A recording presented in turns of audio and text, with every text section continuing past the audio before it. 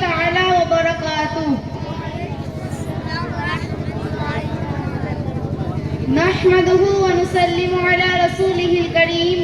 اما بعد فاعوذ باللہ من الشیطان الرجیم. بسم اللہ الرحمن الرحیم.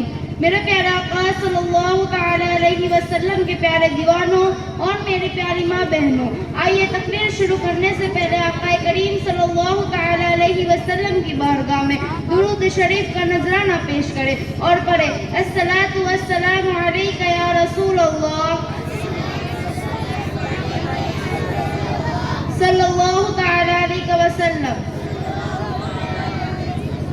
میرے پیارے آقا صلی اللہ تعالی علیہ وسلم کے پیارے دیوانوں اور میری پیاری ماں بہنوں، میرا موضوع ہے اسلام سے پہلے اور اسلام کے بعد عورتوں کا مقام. عورت خدا کی بڑی بڑی نعمتوں میں سے ایک بہت بڑی نعمت ہے. عورت دنیا کی آباد کاری اور دینداری میں مردوں کے ساتھ تقریباً برابر کے شریک ہے. عورت مرد کے دل کا سکون، روح کی راحت، ذہن کا اطمینان، بدن کا چین ہے. عورت دنیا کی خوبصورت چہرے کی ایک آنکھ ہے. اگر عورت نہ ہوتی تو دنیا کی صورت کا نہیں ہوتی. عورت آدم علیہ السلام و حوا کے سوا تمام انسانوں کی ماں ہے، اس لیے وہ سب کے لیے قابل احترام ہے. عورت کا وجود انسانی تمدن کے لیے بے حد ضروری ہے. اگر عورت نہ ہوتی تو مردوں کی زندگی جنگلی جانوروں سے بدتر ہوتی. عورت بچپن میں اپنے بھائی بہن سے محبت کرتی ہے، شادی کے بعد شوہر سے محبت کرتی ہے، ماں بن کر اپنی اولاد سے محبت کرتی ہے. اس لیے عورت دنیا میں پیار و محبت کا ایک تاج محل ہے. لیکن آپ جانتے ہیں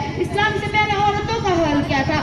آئیے میں آپ لوگوں کو بتاتی ہوں. اسلام سے پہلے عورتوں کا حال بہت برا تھا. عورتوں کی کوئی عزت و وقار نہیں تھی. مردوں کی نظر میں اس سے زیادہ عورتوں کی کوئی حیثیت ہی نہیں تھی کہ وہ مردوں کی نفسانی خواہش پوری کرنے کا ایک کھلونا تھی. جو کچھ بھی کماتی وہ بھی مردوں کو دے دیا کرتی تھی. مگر ظالم مرد پھر بھی ان عورتوں کی کوئی قدر نہیں کرتے تھے، بلکہ جانوروں کی طرح انہیں مارتے پیٹتے، ان کے ذرا سی بات پر ان کے کان، ناک وغیرہ اعضاء کاٹ لیا کرتے تھے اور کبھی کبھی تو قتل بھی کر ڈالتے تھے. عرب کے لوگ لڑکیوں کو زندہ دفن کر دیا کرتے تھے، زندہ زمین میں گاڑ دیا کرتے تھے. باپ کے مر جانے کے بعد جس طرح لڑکے باپ کی جائیداد اور سامان کے مالک ہو جایا کرتے تھے، اسی طرح اپنی ماں کے بھی مالک بن جایا کرتے تھے.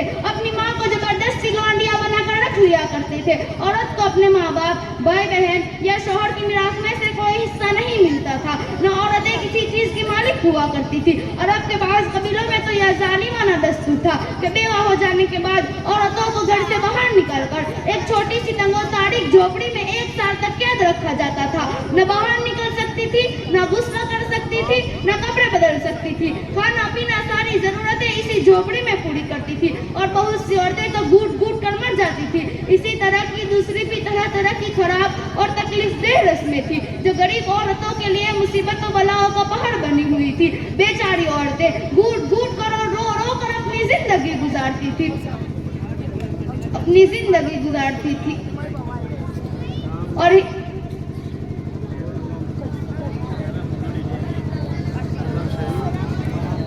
اور ہندوستان میں تو بیوہ عورتوں کے ساتھ ایسے دردناک ظالمانہ سلوک کیے جاتے تھے کہ جن کو سوچ کر کلیجہ منہ کو آ جاتا. ہندو دھرم میں تو عورت کے لیے فرض تھا کہ وہ زندگی بھر اپنے شوہر کی خدمتیں کرے، اپنے شوہر کی پوجا کرتی رہے. شوہر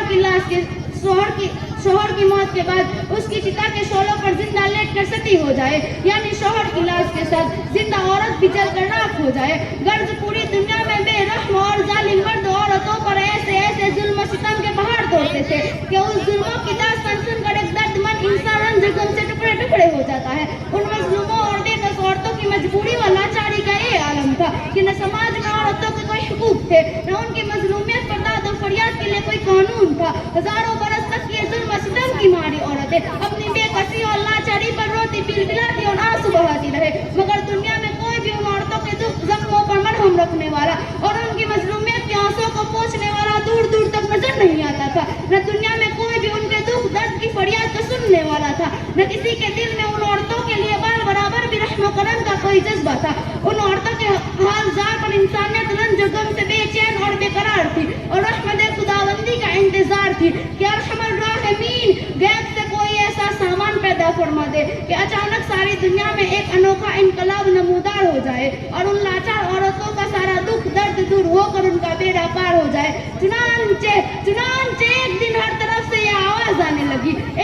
بیٹیوں اب تم زندہ نہیں گاڑی جاؤ گی، اے بیواؤں اب تمہیں جلایا نہیں جائے گا، اے ماؤں اب تم پر مصیبت کے پہاڑ نہیں توڑے جائیں گے، اب تمہیں قید میں نہیں رہنا پڑے گا، اے مصیبت کی ماری عورتوں اب تم ستائی نہیں جاؤ گی۔ اور 12 ربیع الاول کو رحمت العالمین کی رحمت کا آفتاب جب طلوع ہو گیا تو ساری دنیا نے اچانک محسوس کیا جہاں تاریخ تھا ظلمت کا دفتر سخت کالا تھا، جہاں تاریخ تھا ظلمت کا دفتر سخت کالا تھا، کوئی پردے سے کیا نکلا کہ گھر گھر میں اجالا تھا۔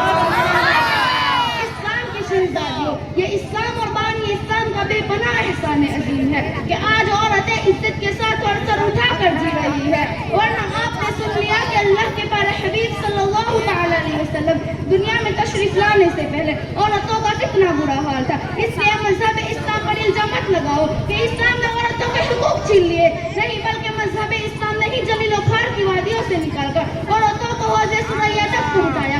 اس لیے خواتین اسلام اپنے مذہب سے محبت کرو اور شریعت کے مطابق زندگی گزارو، اسی میں بھلائی ہے۔ اللہ رب العزت کی بارگاہ میں دعا ہے کہ تمام عورتوں کو اسلام سے محبت کرنے اور شریعت پر عمل کر کے زندگی گزارنے کی توفیق عطا فرمائے، اور ہمارے مدرسہ نور محمدیہ ڈابا کو ترقی عطا فرمائے، اور بولنے میں کسی طرح کی غلطی ہو گئی ہو تو اس سے میں توبہ کرتی ہوں۔ استغفر اللہ ربی من کل ذنب واتوب الیہ۔ السلام علیکم ورحمۃ اللہ وبرکاتہ۔ نعرہ تکبیر۔